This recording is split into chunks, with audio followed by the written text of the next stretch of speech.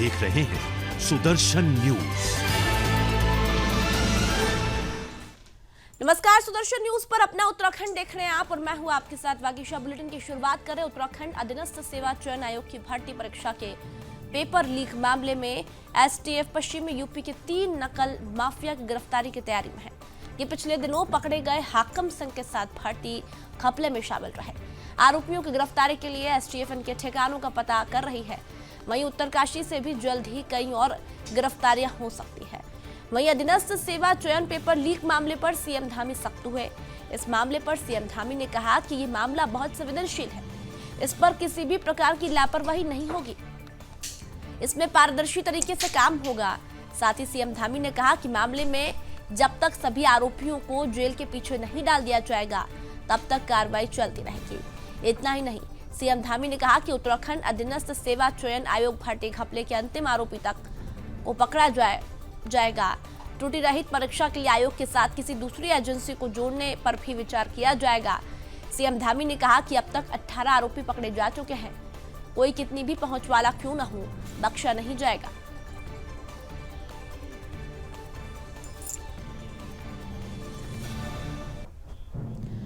उत्तराखंड के सीएम पुष्कर सिंह धामी ने स्वर्गीय श्री इंद्रमणि बडोनी जी की पुण्यतिथि पर मुख्यमंत्री आवास में उनके चित्र पर पुष्पांजलि अर्पित की। सीएम धामी ने कहा कि स्वर्गीय श्री इंद्रमणि बडोनी जी की उत्तराखंड राज्य निर्माण आंदोलन में महत्वपूर्ण भूमिका रही। साथ ही सीएम धामी ने कहा कि पर्वतीय विकास की संकल्पना और उत्तराखंड राज्य निर्माण में उनके योगदान को कभी भुलाया नहीं जा सकता।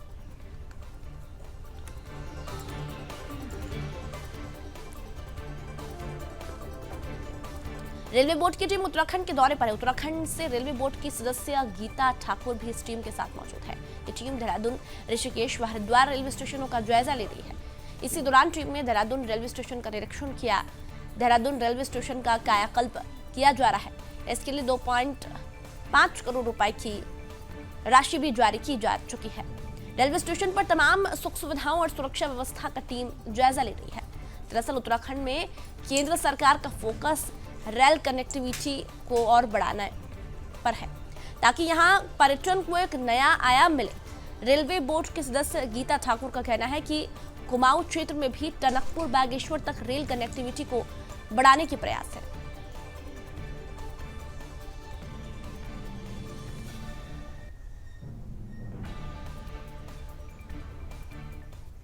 माननीय प्रधानमंत्री जी ने रेलवे को बहुत महत्व दिया, तो क्यों नहीं हमारे उत्तराखंड में भी हो। तो काशीपुर का हम लोगों ने कर लिया पूरा टूर, इंस्पेक्शन यहाँ रह गया था। तो मैं सबसे पहले धन्यवाद तो अपने चेयरमैन साहब का देना चाहती हूँ कि वो पूरी टीम के साथ आज देहरादून आए हैं और जिस तरह से यहाँ खुश हुए इस स्टेशन को देखकर। लेकिन इतनी खुशी नहीं है, इससे ज़्यादा जो अभी अमाउंट मिल रहा है उसको हम लोग इस रेलवे स्टेशन में लगाएंगे, हरिद्वार में, देवनगरी, ऋषिकेश में भी लगाएंगे। बहुत सारे पॉइंट्स को लेकर हम लोग पहली बार यानी 2 साल में एक ये पहला इंस्पेक्शन हुआ है। हमारे पूरे टीम यहाँ साथ में आई है, 15 लोगों की टीम है और हम लोग अब यहाँ से देवनगरी अपना ऋषिकेश जा रहे हैं, उसके बाद हरिद्वार जा रहे हैं। वहाँ ADRM के साथ बैठ के जो बातें रह जाएंगी वो हम लोग इसको फुल फाइनल करके अच्छे से अच्छा रेलवे स्टेशन का डेवलप हो और यहाँ की जनता, यहाँ के पैसेंजर, यहाँ के लोगों को सुविधा मिले, यही आज का पूरा मोटो था। We inspected already. We could understand that the track and the platform and the waiting room and the toilet are neat and clean. I congratulate the ADRM and other officials. But some shortcomings are there. About the shortcomings, we have to discuss. लोग ministry of railways की तरफ से PAC committee, passenger amenities committee का inspection Dehradun railway station का रखा गया था। इस इंस्पेक्शन के अंतर्गत इस रेलवे स्टेशन पर यात्री सुविधाओं को लेकर के, यात्री सुरक्षा को लेकर के, यात्रियों के यहाँ आवागमन और यात्रियों की जो भी परेशानियाँ उनके सामने आ रही हैं उसके निवारण के लिए इंस्पेक्शन रखा गया था, जिसके अंतर्गत हम लोगों ने रेलवे स्टेशन का पूरा मुआयना किया गया है। जो हमें खामियां पाई गई हैं, इंटरनल खामियां हैं छोटी छोटी, उसे ऑर्गेनाइज़ करने के लिए हम लोगों ने DRM और ADRM सर को इंस्ट्रक्ट कर दिया है। जो मेजर खामियां हैं उसका हम लोगों ने नोट किया है, उन चीज़ों को नोट किया है और हम रेलवे बोर्ड में रखेंगे और रेलवे बोर्ड की तरफ से जल्दी इसका निवारण किया जाए, उसकी हम कोशिश करेंगे, प्रयास करेंगे। उत्तराखंड में किसानों के लिए राज्य सरकार नई सौगात लेकर आई है। आने वाले समय में उत्तराखंड के किसानों को बेहतर प्रशिक्षण दिया जाएगा। किसानों को नई तकनीकी अपनाकर कृषि के क्षेत्र में भी आगे बढ़ाने का काम किया जाएगा। बता दें कि देहरादून में सहकारिता सम्मेलन का आगाज हुआ, जिसमें प्रदेश के सहकारिता मंत्री डॉक्टर धन सिंह रावत शामिल हुए। इसी दौरान डॉक्टर धन सिंह रावत ने प्रधानमंत्री नरेंद्र मोदी का आभार जताते हुए बताया कि प्रदेश सरकार किसानों के हित के लिए काफी प्रयास कर रही है, जिसके लिए उन किसानों को चयनित किया जाएगा जो किसान अपना व्यवसाय कर रहे हैं। उन किसानों को देश के 7 राज्यों के साथ ही विदेशों में भी भेजा जाएगा, ताकि वो लोग वहां पर सरकारी खर्चे में अध्ययन कर सके और अपनी खेती में उसका उपयोग कर सके।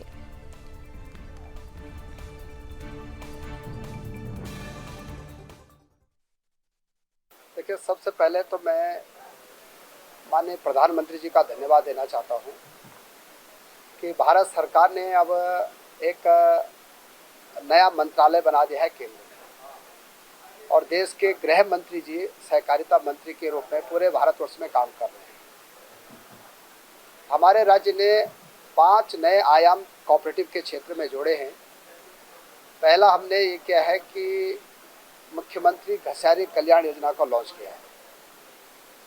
दूसरा, हमारे राज्य में हमने जितनी साधन सहकारी समिति हैं उनको बहुउद्देशीय साधन सहकारी समिति बनाया है। तीसरा, हमारे राज्य में हम 1 लाख से लेकर 5 लाख तक का ऋण 0% पे अपने किसानों को देते हैं। दीनदयाल उपाध्याय किसान कल्याण योजना हमने लॉन्च की है। चौथा, हमने किया है कि अपना सारा जो कोऑपरेटिव सिस्टम है उसको ऑनलाइन किया है। और पांचवा ये किया हमने कि सारे पैक्स को कंप्यूटराइजेशन किया है। और मुझे बड़ी खुशी है कि भारत सरकार ने और देश के सहकारिता मंत्री जी ने अभी जब पूरे देश के सहकारिता का क्षेत्र का सम्मेलन हुआ, उसमें उन्होंने कहा कि उत्तराखंड और गुजरात में इन 5 वर्षों में सबसे अच्छा काम जो है सहकारिता के क्षेत्र में हुआ है। और अभी हम 13 जिलों में 13 सम्मेलन कर रहे हैं कोऑपरेटिव क्षेत्र के। उधमसिंह नगर जिले में पुलभुट्टा थाना पुलिस को बड़ी कामयाबी हाथ लगी है। थाना पुलिस ने बदायूं उत्तर प्रदेश के 2 खुखार अपराधियों को गिरफ्तार किया है। बता दें कि अब आरोपियों के पास से 3 अवैध तमंचा, 8 जिंदा कारतूस और चोरी की 2 स्कूटी बरामद की गई। वहीं पकड़े गए दोनों अपराधियों के खिलाफ यूपी और उत्तराखंड में हत्या, अपहरण, नशा तस्करी, साथ ही अवैध हथियारों की तस्करी सहित कई आपराधिक मामले दर्ज हैं। वहीं पुलभुट्टा थाने में मामले का खुलासा करते हुए सीओ ओम प्रकाश शर्मा ने बताया कि पकड़े गए दोनों आरोपी उत्तराखंड में किसी बड़ी वारदात को अंजाम देने की योजना बना रहे थे, लेकिन आरोपियों को गिरफ्तार कर लिया गया है। आरोपियों को पकड़ने वाली पुलिस टीम को एसएसपी उधमसिंह नगर 2500 रुपए का इनाम दिए जाने की भी घोषणा की है। फिलहाल मामले में आरोपियों से पूछताछ जारी है।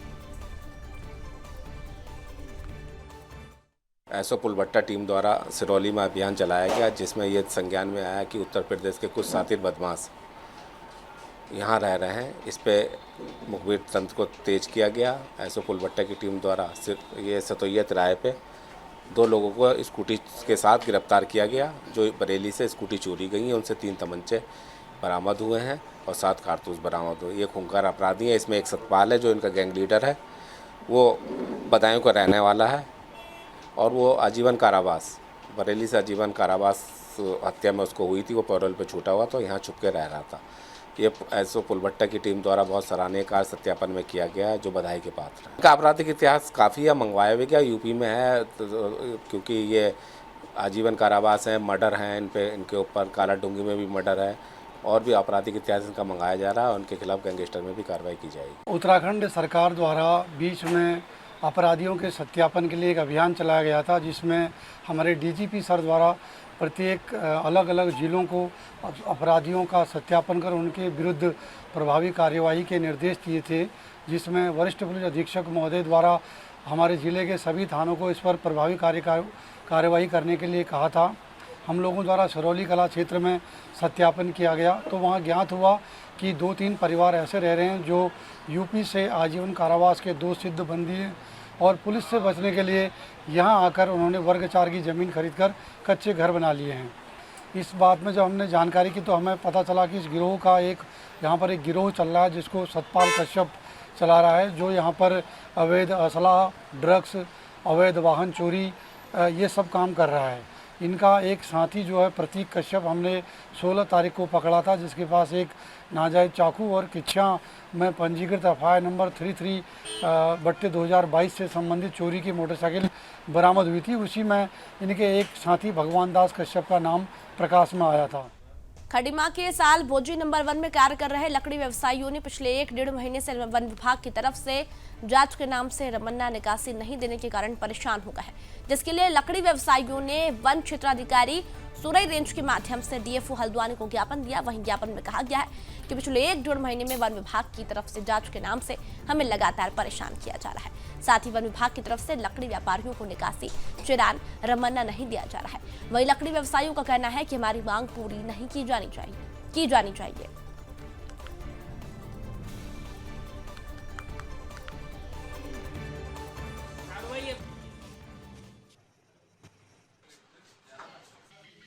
तो उनके द्वारा एक ज्ञापन हमें दिया गया है, जिसमें इन्होंने लिखा है कि वन विभाग द्वारा जो लकड़ी व्यापारियों की निकासी, चिरान और रमन्ना जो देना बंद किया गया है, उसके संबंध में इन्होंने माननीय वन मंत्री महोदय जो है उन्हें ज्ञापन भेजा है हमारे स्तर से। देखिए, वो तो जांच का विषय है, उसमें वन विभाग के अधिकारी जो भी उचित कार्रवाई है वो अनुसरण कर रहे होंगे। बाकी हमारे स्तर से ज्ञापन आया है तो हम इसको कोशिश करेंगे कि जल्दी से जल्दी वन मंत्री महोदय तक इसे पहुँचाया जाए। पहले 4/10 का पूरी नफत करी, उसमें सारे लकड़ी मंडी वालों ने केस कर दिया। ये कहते हैं इन्हें खुद जो रमन्ने जारी करें, अब ये खुद हुए रमन्ने को नहीं मान रहे। लकड़ी मंडी में एक बात की वहाँ अवैध होता समझ में आते, पूरी लकड़ी मंडी में इन लोगों ने केस कर दिया। हमारी मांग है कि लकड़ी मंडी की टीपी खोली जाए, वो चाहे निगम की हो चाहे 4/10 की हो, और जो व्यापारी के ऊपर केस लगे हैं उनको तुरंत तो ऑफिस जाए। इनके गेट पर आदमी चेक करता है, कोई भी रमन्ना आता है वो खुद चेक करके देता है। तो काश्तकार के रमन्ने भी जारी हैं, हमारे लेटर हेड में ये हमारे नाम पर उसके चिराने के लिए ट्रांजिट हमें देते हैं। 11,000 की फीट ऊंचाई पर दयारा बुग्याल में बटर फेस्टिवल का विधायक गंगोत्री श्री सुरेश चौहान ने विधिवत पूजा अर्चना कर शुभारंभ किया। इस अवसर पर विधायक श्री चौहान ने सभी क्षेत्रवासियों को शुभकामनाएं दी। बटर फेस्टिवल कार्यक्रम में विधायक गंगोत्री श्री सुरेश चौहान ने कहा कि ये अढूरी उत्सव हमारे पारंपरिक सांस्कृतिक को दर्शाता है। इस प्रकार के आयोजनों से निश्चित ही पहाड़ के रीति रिवाजों को एक विशेष पहचान मिलती है। साथ ही उन्होंने ये भी कहा कि हमारा प्रयास है कि इस बटर फेस्टिवल को आगामी दिनों में भव्य स्वरूप दिया जाएगा। सरकार निरंतर पर्यटन के क्षेत्र को बढ़ावा देने और पर्यटन से क्षेत्र के लोगों की आर्थिकी को मजबूत करने के लिए भरसक प्रयास कर रही है। वहीं विधायक ने क्षेत्र के लोगों के साथ साथ दूध मक्खन की होली खेलकर बुग्याल की अनुपम सुंदरता का आनंद लिया। बता दें कि वैसे इस मेले में सीएम मुख्य अतिथि थे, लेकिन मौसम खराब होने के चलते सीएम नहीं शामिल हो पाए। बता दें कि जिला मुख्यालय उत्तरकाशी से 42 किलोमीटर की सड़क दूरी और फटवाड़ी ब्लॉक के रत्थल गांव से 9 किलोमीटर पैदल दूरी पर स्थित 28 वर्ग किलोमीटर में फैले दयारा बुग्याल में सदियों से अढूरी उत्सव मनाया जाता रहा है। गर्मी का मौसम शुरू होते ही रेथल समेत आसपास के गांवों के ग्रामीण अपने मवेशियों के साथ बुग्याली क्षेत्रों में स्थित अपनी छानियों में चले जाते हैं। पूरी गर्मी के मौसम में वही रहते हैं। वे अढूरी उत्सव यानी कि बटर फेस्टिवल मनाकर ही गांव लौटते हैं, लेकिन लौटने से पहले वे मेले का आयोजन करते हैं।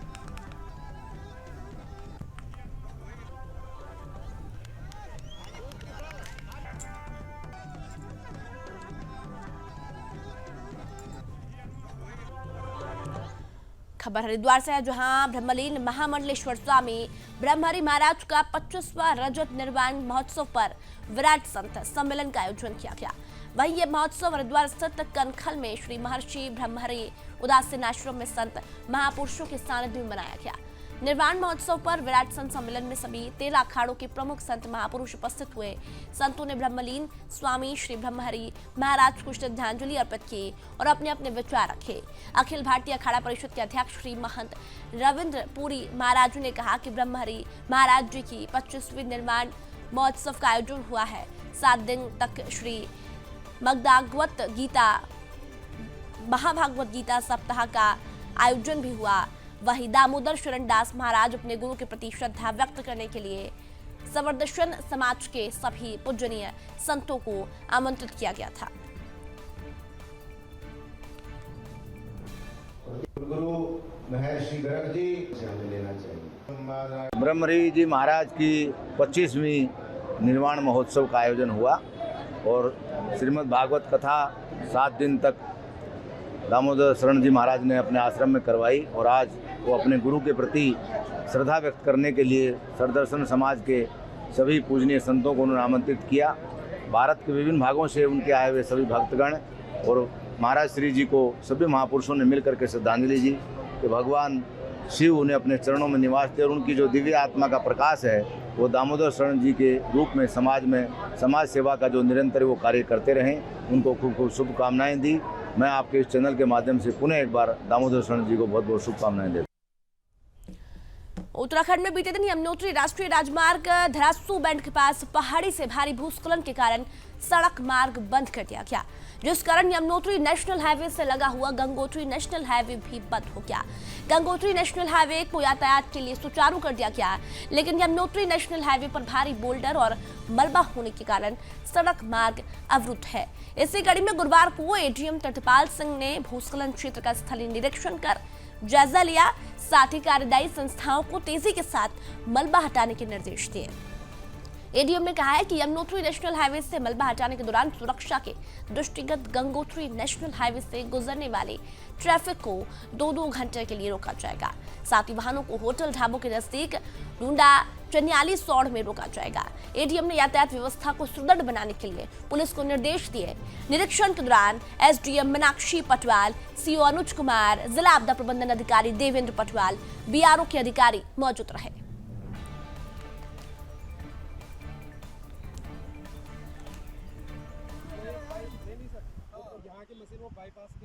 धरासू में भूस्खलन हुआ है, जिसके कारण मार्ग बंद हुआ है। इसमें यहाँ बीआरओ के अधिकारी, एनएच के अधिकारी, पुलिस विभाग के सीओ साहब, एसडीएम साहब, तहसीलदार सभी लोग यहाँ उपस्थित है। इनके भाजपा मंडल नगर मंडल चनियाली सौड़ के अध्यक्ष विजय बड़ोनी की तरफ से अग्निवीर भर्ती के लिए जा रहे युवाओं को अपनी तरफ से सूक्ष्म जलपान की व्यवस्था करवाई।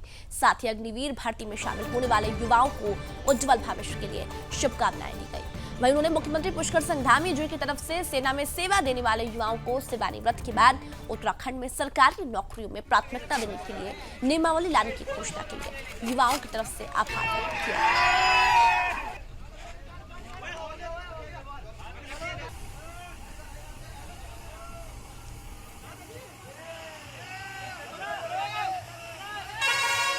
उत्तराखंड से है जहां गुलदार का आतंक सामने आया है। बता दें कि उत्तराखंड के कोटद्वार के लेजडॉन में रास्ते चलते एक सैनिक पर गुलदार ने हमला कर दिया। सैनिक ने शोर मचाकर किसी तरह जान बचाई।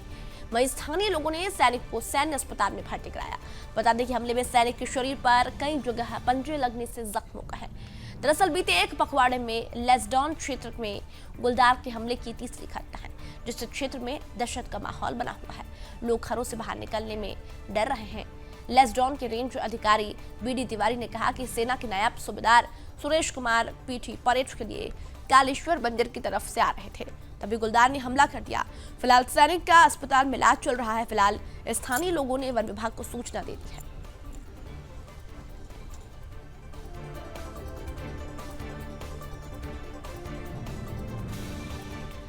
लक्सर के रामपुर रायघाटी के चर्चित नाबालिग के हत्याकांड का थाने पुलिस ने पत्रकार वार्ता कर खुलासा दिया है। दरअसल रामपुर रायघाटी से एक नाबालिग लड़की के संदिग्ध परिस्थितियों में लापता होने का मामला दर्ज कराया गया था। शिकायत में कहा गया था कि लड़की की हत्या कर उसे गंगा में फेंक दिया गया, जिसके बाद पुलिस ने मामले को दर्ज कर लिया। जिसके बाद पुलिस ने एक पुलिस टीम का गठन किया और प्रकरण को गंभीरता से लेते हुए एसडीआरएफ की मदद से उसकी गंगा में तलाश शुरू कर दी। वहीं जांच के दौरान 4 दिन बाद एसडीआरएफ को गंगा किनारे एक प्लास्टिक का बोरा मिला। जब उस बोरे को खोलकर देखा गया तो उसके अंदर से नाबालिग लड़की का शव बरामद किया गया।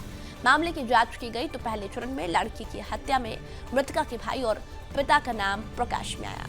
वहीं मामले की जांच के दौरान मृतका की हत्या में भाई और जीजा शामिल पाए गए। मृतका के भाई और जीजा दोनों को ही पुलिस ने गिरफ्तार कर लिया। फिलहाल मामले में आगे की जांच जारी है।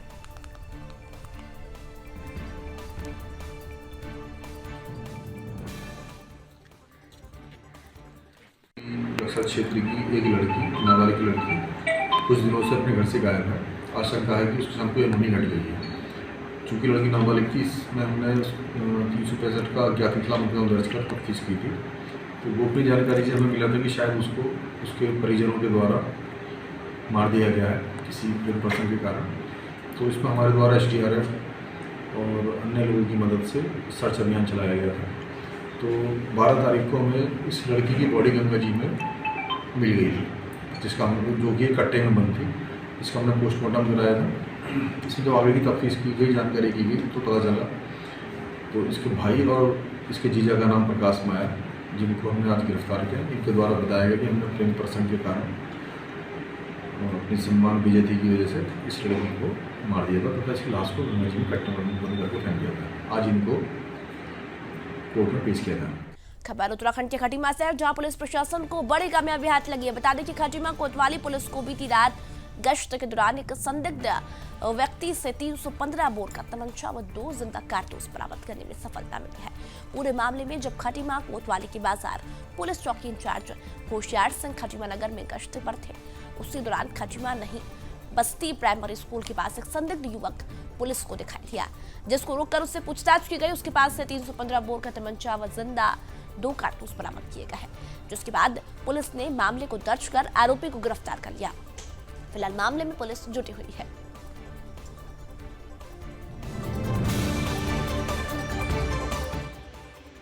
नाम का एक व्यक्ति है जो इस्लाम नगर का निवासी है। कल ये नई बस्ती प्राथमिक विद्यालय के पास जो है रात्रि के समय में सुनसान जगह पर घूमता हुआ दिखाई दिया, तो हमारे बाजार चौकी इंचार्ज होशियार सिंह के द्वारा इसे पूछताछ की तथा इसकी जमा तलाशी ली, तो इसके पास से 315 बोर का तमंचा और 2 जिंदा कारतूस मिले हैं, जिसको गिरफ्तार कर लिया गया है। आगे की कार्रवाई की जाए। खबर उत्तराखंड के देहरादून से है, जहां देहरादून से नई दिल्ली का सफर अब बस 2 से ढाई घंटे में पूरा हो जाएगा। बता दें कि केंद्र सरकार और भारतीय राष्ट्रीय राजमार्ग प्राधिकरण की महत्वाकांक्षी योजनाओं में शुमार नई दिल्ली देहरादून एक्सप्रेसवे के निर्माण में जुटे अफसरों और इंजीनियरों ने डाटकाली मंदिर के पास 340 मीटर लंबी सुरंग की खुदाई का काम रिकॉर्ड समय में पूरा कर लिया है। परियोजना से जुड़े अफसरों की माने तो सुरंग का काम 10 फरवरी 2022 को शुरू किया गया, जो 16 अगस्त को रिकॉर्ड समय में पूरा कर लिया गया।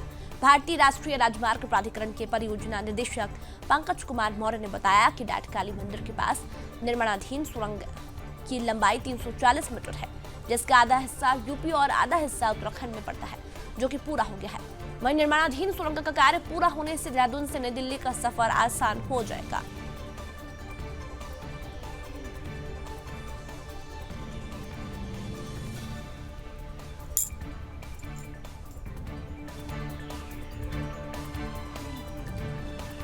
खबर उत्तराखंड से है, जहां रोडवेज बसों में जल्द ही ड्राइवरों और कंडक्टरों की कमी दूर होने जा रही है।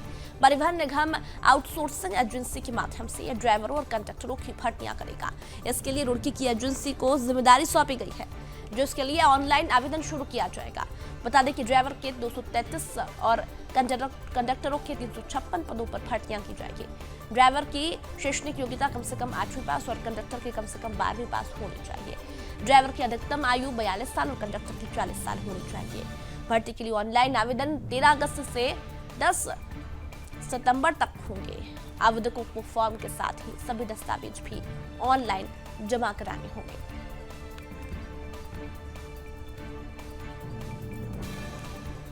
खबर उत्तराखंड से है, जहां बारिश और बोल्डर गिरने का सिलसिला जारी है। बता दें कि पुरोला ट्यूनी मोटर मार्ग पर पहाड़ी से बड़े बोल्डर गिरे हैं। पहाड़ी से बोल्डर गिरने से मार्ग पर वाहनों की बंद आवाजाही फिर से बंद कर दी गई। सड़क के दोनों ओर वाहनों की ओर लंबा जाम लग गया। लोगों को आने जाने में काफी परेशानी हो रही है। लोग मार्ग खुलने का इंतजार कर रहे हैं, लेकिन अभी तक मार्ग शुरू नहीं हो पाया। बोल्डरों को तोड़कर रास्ता साफ करने का अभियान लोक निर्माण विभाग की ओर से चलाया जा रहा है। उधर सेब से लदे 40 से अधिक वाहनों के मार्ग पर फंसे होने से किसानों व व्यापारियों को फसल के खराब होने का भय सता रहा है। बता दें कि 2 दिन पहले ट्यूनी क्षेत्र में हुई बारिश के बाद पुरोला ट्यूनी मोटर मार्ग पर खुनी गाड़ से लेकर हनोल तक कई स्थानों पर भारी बोल्डर व मलबा आने से मार्ग बंद हो गया था, जिसके कारण मार्ग पर 40 से अधिक सेब से लदे वाहन व कई यात्री वाहन फंस गए थे। वाहनों के फंस जाने के बाद यात्री पैदल और अन्य दूसरे साधनों से मौके पर से चले गए, लेकिन सेब से लदे वाहन व कई खाली यात्री वाहन अभी भी मार्ग में फंसे हुए हैं।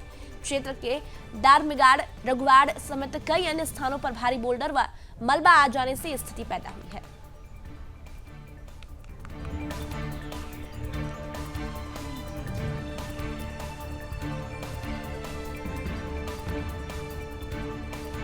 पहाड़ी और मैदानी क्षेत्रों में हो रही बारिश के कारण फिर से गंगा नदी का जलस्तर बढ़ने लगा है। रुड़की में टूटे तटबंध से गंगा में आ रहा पानी क्षेत्र की कृषि भूमि पर फैलने लगा है।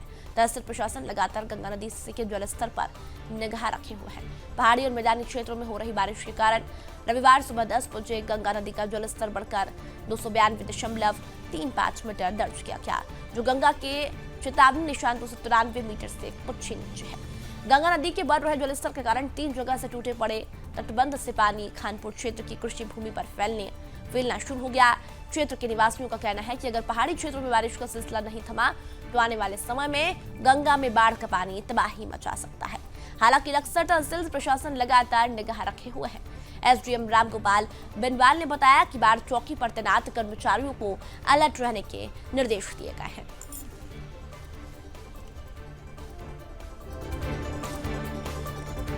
खबर उत्तराखंड के पंतनगर थाना क्षेत्र की है, जहां शांतिपुरी तीसरी मिल के पास ट्रेन की चपेट में आने से एक व्यक्ति की मौत हो गई। बता दें कि कासगंज से लाल को आ रही पैसेंजर ट्रेन पंतनगर थाना क्षेत्र के शांतिपुरी तीसरी मिल के पास ट्रैक से गुजर रही थी। इस बीच एक व्यक्ति ट्रेन की चपेट में आ गया, जिससे व्यक्ति की मौके पर ही मौत हो गई। हादसे के बाद लोको पायलट ने ट्रेन को रोककर आरपीएफ को सूचना दी, जिसके बाद रेलवे कर्मचारियों द्वारा इसकी सूचना पंतनगर थाना पुलिस को दी गई।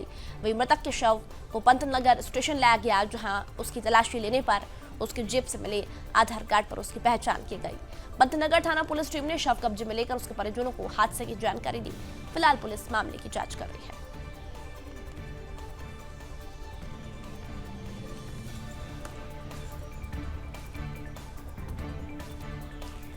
और अपना उत्तराखंड में फिलहाल इतना ही। आप देखते रहिए सुदर्शन न्यूज। जय हिंद।